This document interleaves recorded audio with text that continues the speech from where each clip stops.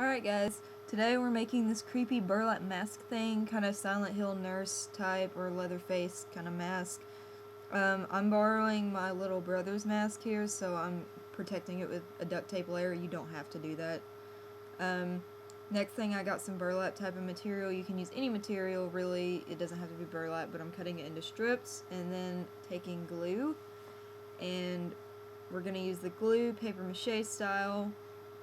You don't have to water it down, but you can if you want. And you're just going to take the glue and paint it over each individual strip. So just make sure you saturate it pretty well with glue. This thing takes a day to dry at least, but you want these things to stick together and stick right. So you're going to take it and you're going to lay it over your mold, which once again, I'm using a cheap mask. After you've laid all your strips, you can then cover your strips with another layer of glue to reinforce it even more. I'm just using a regular Elmer School glue. It worked fine for mine. After that, I'm detaching it from my mold and removing the duct tape because that is my baby brother's mask. I have to give it back.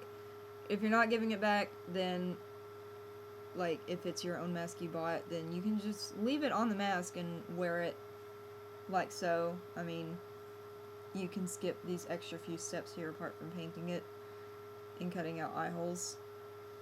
So it's really up to you, whatever you'd want to do. After you've released it from your mold, you're going to place it on your face and get a Sharpie marker and mark where your eye holes will go and where a mouth hole will go and some holes for your nose. I'm just cutting out big parts for the eye holes so that way I can see where I'm going. I'm using an X-Acto blade for this. Please be very careful if you're doing this because they are very sharp and very easy to cut yourself, especially because this material gets kind of stiff, so it's a little tricky to cut through. But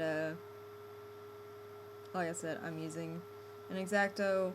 If you wanted to, you could have just waited to cut out the eyes instead of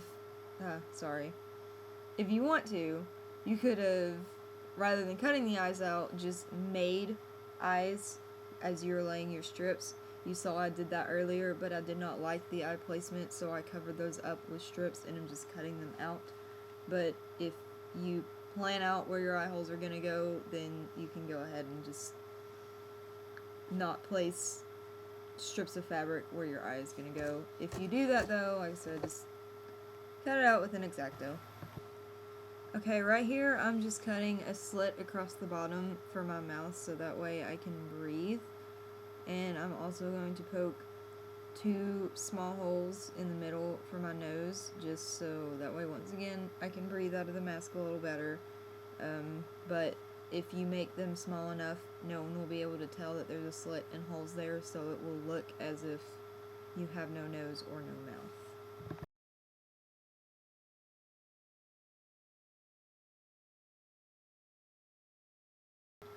After you've completed that step, if you released it from your mold of your face mask, you are going to need to add a string to hold it on your face.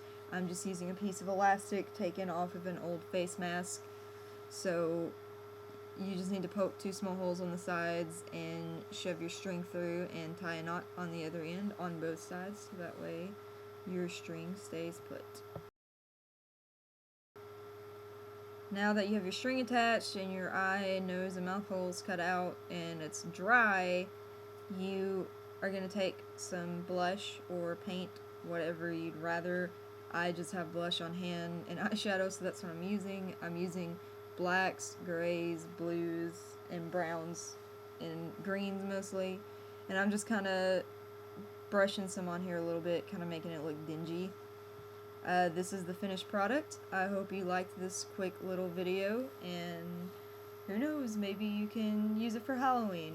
Alright, bye.